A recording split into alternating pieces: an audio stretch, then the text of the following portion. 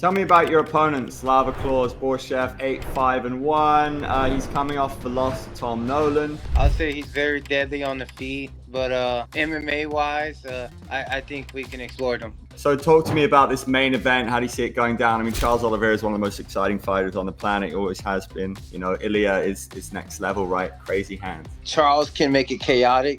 If he can survive the first 2 rounds, I think he can. I can't help but feel a little bit like, we kind of lost McGregor, Ronda Rousey, and I know everyone talks about the old days, but it feels like we need some more superstars in the UFC. Another McGregor on this team. He's not as good as the Mike, but with his skill level, the fighting's going to do all the work that it needs to do. Ladies and gentlemen, a warm welcome to Terrance McKinney, T-Rex, up against Borshev, UFC 317, Slava Claus. We're talking to a guy who has never seen the end of a professional MMA fight. This is wild. What an insane record. Every fight you've ever been in has not gone the distance. That is a crazy stat, man. Why do you think that is? I think it's just because it's supposed to look unnatural. So when I do become the champ, everyone know that it was all God's doing, and I couldn't have did it without him. Self-belief is so important in this game. You know, where does yours come from? Just put my trust in my God and my team, and just trusting the abilities that I was blessed with. You're an NCAA Division II wrestler, one of the best in the country. How important was that base for you to get you where you are today? It was huge because it made me used to being in limelight and being under that pressure situation, especially being a 2-time state champion. I feel like just the whole journey, everything I did just prepared me for these kind of moments. So I'm very grateful for them. When I've interviewed fighters for about 16 years, wrestlers are always on time. It's crazy. Do you think it gives you that discipline? Yeah, I would say yeah, and also it makes the weight cut easy because as wrestlers we're always losing weight, maintaining weight. So I feel like I get a little bit of advantage, and I can really just know how to fluctuate my weight good. Tell me about your opponent, Slava Claus Borshev, 8-5-1. He's coming off the loss to Tom Nolan. What kind of a challenge do you expect from him? I mean, he's got a submission win over Chase Hooper. I think he's a worthy adversary.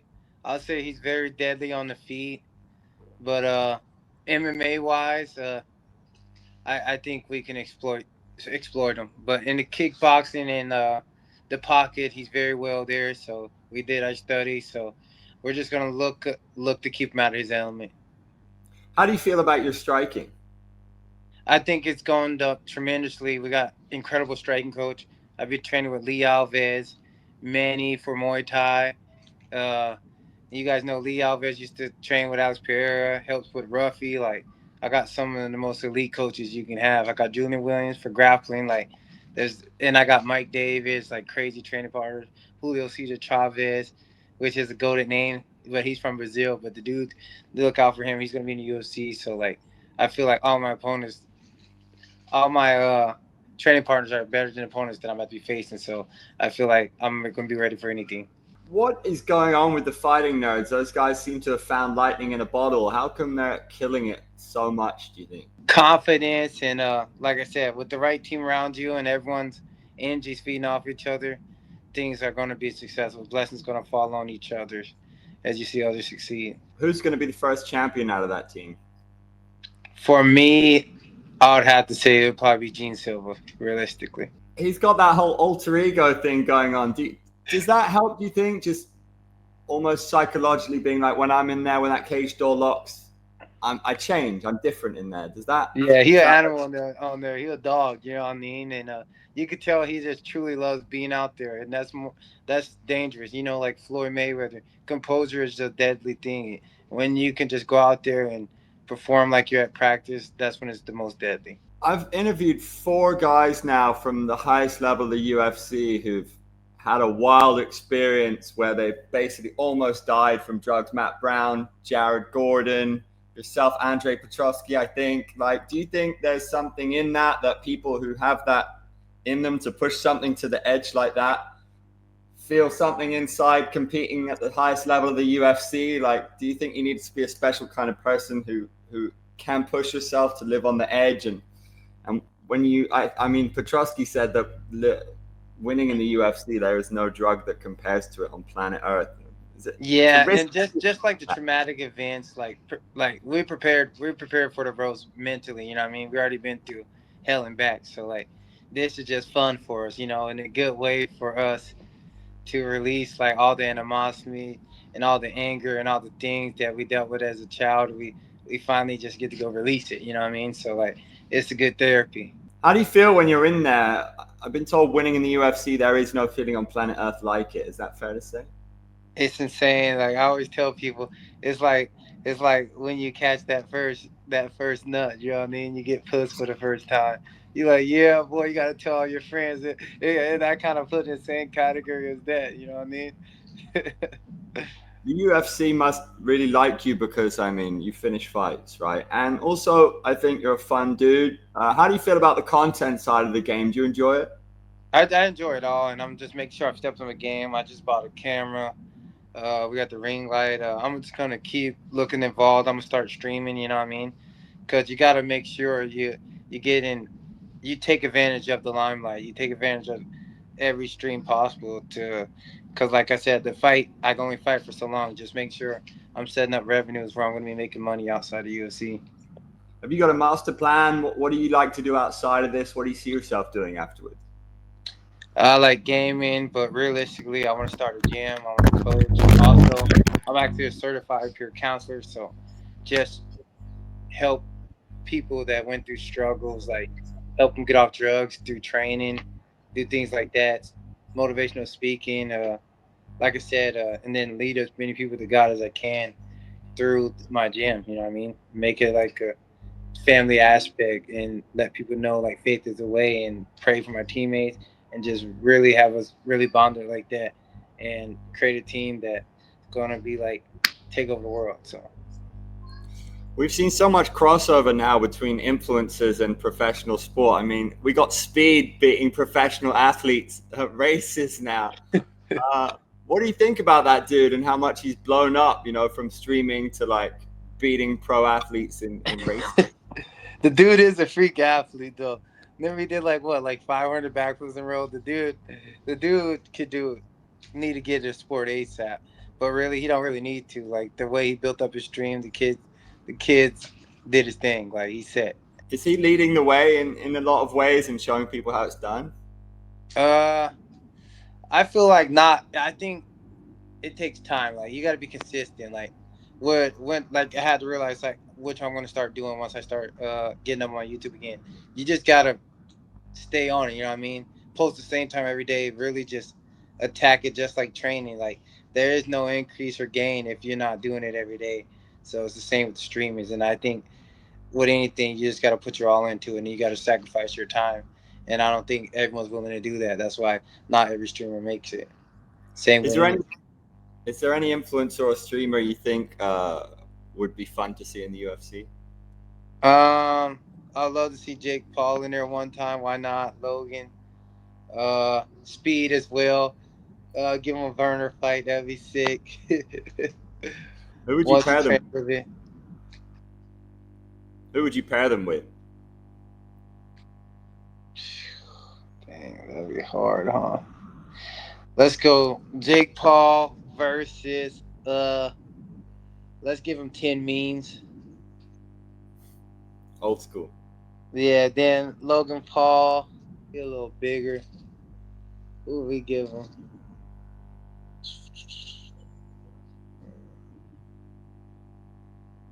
Logan Paul. Who would we make him fight? Let's give him Nate Diaz. That'd be cool. Why not? And what He about already, Speed? Nate What Diaz is this, already like a choked out the bantamweight? fake Jake Paul. And then for him, let's give him something that would be funny. Let me just think. He fought like around 145, huh? We'll have to give him a lighter weight because it's speed. Let me just think. I'm trying to think. Who could we give speed? Somebody with personality, I think, for the press conference. Facts, huh?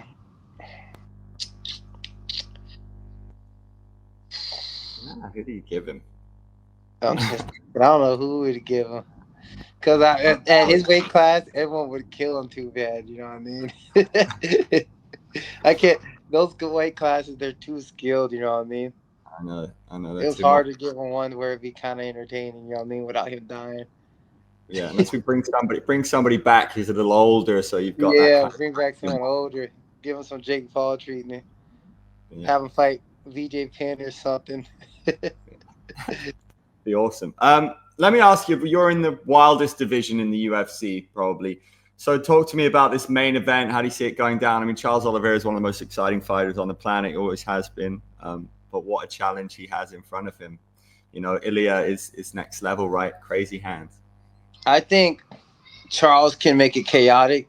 If he can survive the first 2 rounds, I think he can win the fight, honestly, because Charles don't give up, and he's kind of chaotic. You know, what I mean, he's throwing flying knees, and I think someone that he has good hooks, and he'll throw straight punches. So if he can get the crossover one of them straight punches and land on his temple, like he does got the power to land and hurt him. Is Ilia one of the biggest stars in the UFC? I mean, is he flying the flag? Because I can't help but feel a little bit like, we kind of lost McGregor, Ronda Rousey, and I know everyone talks about the old days, but it feels like we need some more superstars in the UFC We right now. definitely need more superstars.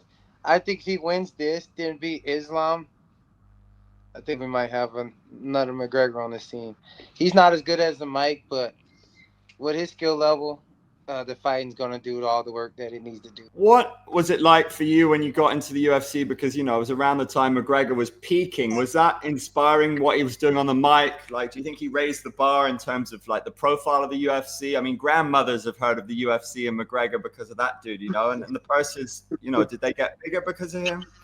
I think he set the bar too high. So now people just they feel like they're not getting enough. But I think skill wise, the UFC has gone up tremendously, and I think people need to appreciate it a little bit more.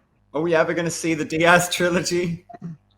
We need the Diaz trilogy. I just saw him actually like this weekend, and I was telling him I was like, we need that Conor McGregor versus Nate Diaz 3. That's the only fight to me that makes sense.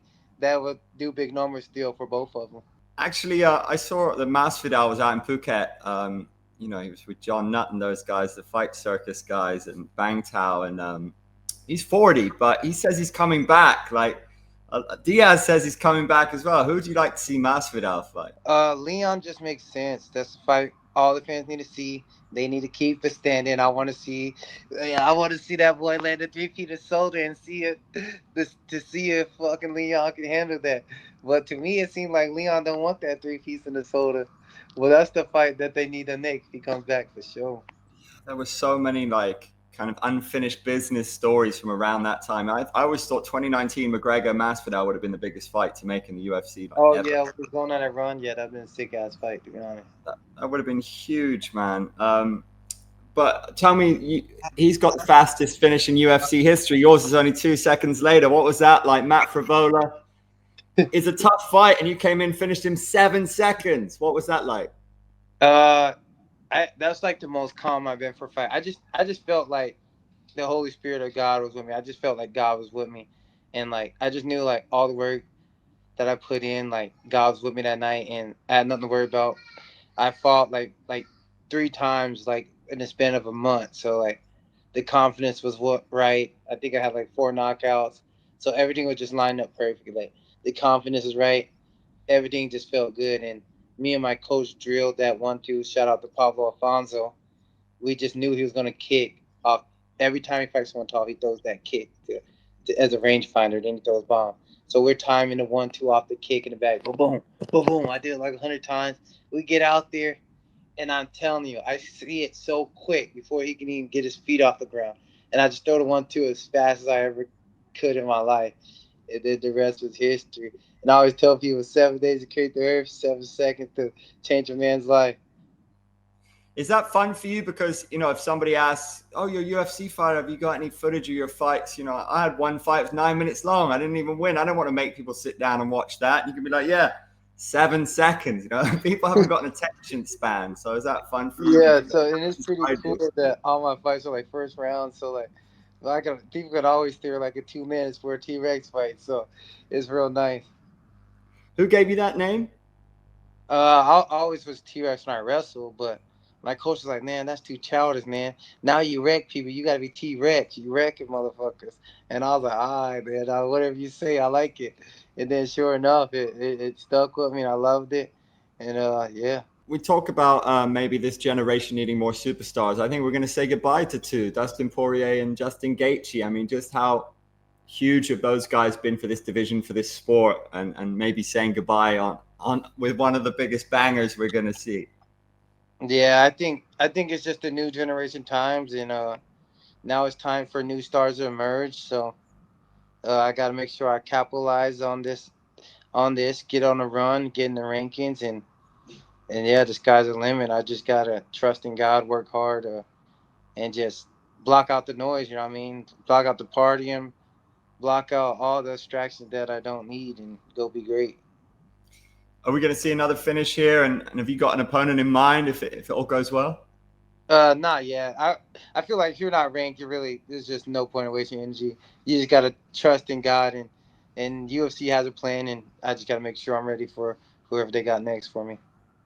Is there any legends out there who you have to fight out of respect before they say goodbye to the sport? Any dudes you've always wanted to stand across from? Hopefully, I get that Mike Chandler fight and give fans one of the craziest first rounds they've ever seen in history. That would be epic, man. Yeah, that guy's not really in a boring fight either, so that would be a Yeah, cool match. that'd be sick. That'd be sick. I like that. Yeah, you got to get on it. That guy's older than me, I think. Yeah, so one more, maybe two more wins, and get him before he has to retire. So. But well, can I get a thought on you on those two dudes, Dustin and Gaethje, and what they've given to this sport? Huge. I'm actually real cool with Justin Gaethje. Like, he's one of the guys that showed love to me right away. He gave me a pair of Onyx gloves after my fight. We hung out a few times at a couple cars. Like, and he's always been humble, cool dude. Even nice to my homies. Gave him some picks. Dustin just paid the way. Like, the dude can box. He's been WEC, all that. Just he's a real pioneer of the game. One of the guys like we grew up on. You know what I mean?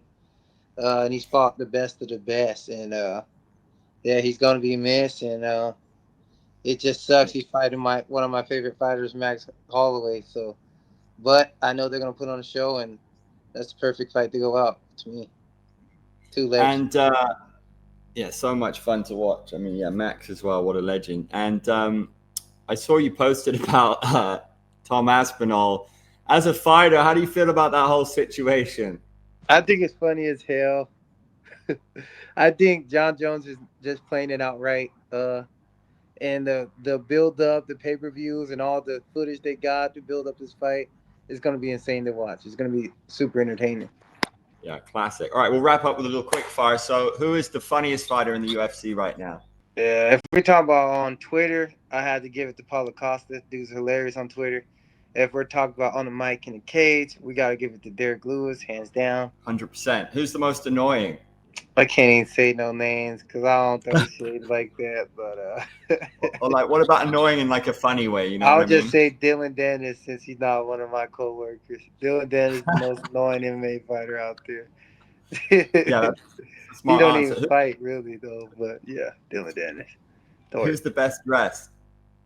I'm gonna give that to myself. If anyone see me at the event, they know I be dripped down to the T. And who's the best grappler in the UFC right now? Pure grappling, RDR.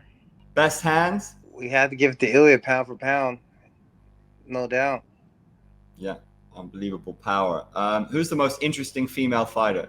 Right now, we got to get to Kayla, especially if she fights Amanda Nunes. That's gonna be a sick fight. And then if she wins that, hands down, she's the greatest. Period. Who's got the coolest tattoos? Sean Brady. Who would you most want by your side in a street fight? Tom Aspinall. If you could fight anybody, past or present, in any weight class, who would it be? I would love to fight Khabib. I just want to feel what that supernatural strength that they all talked about. I just want to feel it. I want to see if how legit it was. And if you could match make any fight in the UFC to watch this year, what would it be? I need to see that Corey Sandhagen versus Sean O'Malley. It's not in a Oh question. yeah, I need to see nice. that fight, 100%. I like it. Do you watch Muay Thai? Do you have a favorite Muay Thai fighter? I like Nicky Holskin, but he ain't a Muay Thai fighter, but he a kickboxer. I like Rod Tang. Who else? I like what's his name? Jonathan Haggerty. Dude's a freaking technician, super filthy. Yeah, he's so much fun. Yeah, I And I reviewed like Super Suplex, whatever his name is. He's Superlex, yeah, the fire. kicking machine. Yeah. I be watching him on championships. I feel like for me, they got the best striking out there. For me, I think so. Yeah, pure striking. Hell yeah. I mean, I want to see Rod Tang Superlek too. I think that's going to be special. But they're friends, so you got to pay them. They're really good friends. Yeah, I'll help donate my little 10 cent in there. But yeah, we need to see that. We need to see that for sure. T-Rex, you're the man. Good luck for this one. It's also I've been wanting to interview you for years, so I'm really glad we got this done. Maximum respect. Appreciate it. Sir. Much love and hope you have a great morning, brother. Appreciate your time.